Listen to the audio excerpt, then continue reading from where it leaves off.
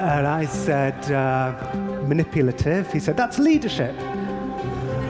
And I said, shallow affect, an inability to experience a range of emotions. He said, who wants to be weighed down by some nonsense emotions?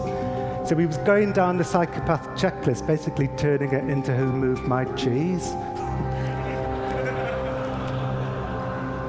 But I did notice something happening to me the day I was without Dunlap. Whenever he said anything to me that was kind of normal, like he said no to juvenile delinquency, he said he got accepted into West Point and they don't let delinquents in West Point. He said no to many short-term marital relationships.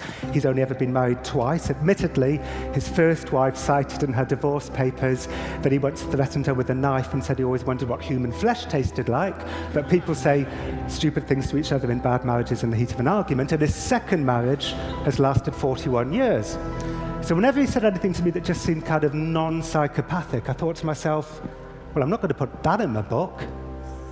And then I realized that becoming a psychopath spotter had kind of turned me a little bit psychopathic.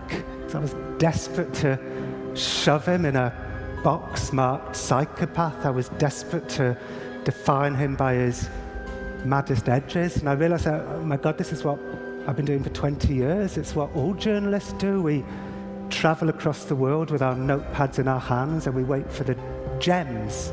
And the gems are always the outermost aspects of our interviewees' personality. And we stitch them together like medieval monks and we leave the normal stuff on the floor.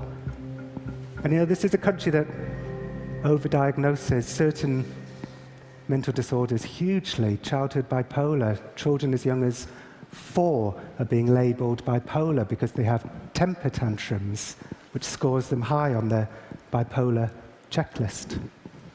When I got back to London, Tony phoned me. He said, why haven't you been returning my calls? I said, well, they say that you're a psychopath. And he said, I'm not a psychopath. He said, you know what? One of the items on the checklist is lack of remorse. But another item on the checklist is cunning manipulative. So when you say you feel remorse for your crime, they say, typical of the psychopath, to cunningly say he feels remorse when he doesn't. It's like witchcraft. They turn everything upside down. He said, I've got a tribunal coming up. Will you come to it? So I said, okay.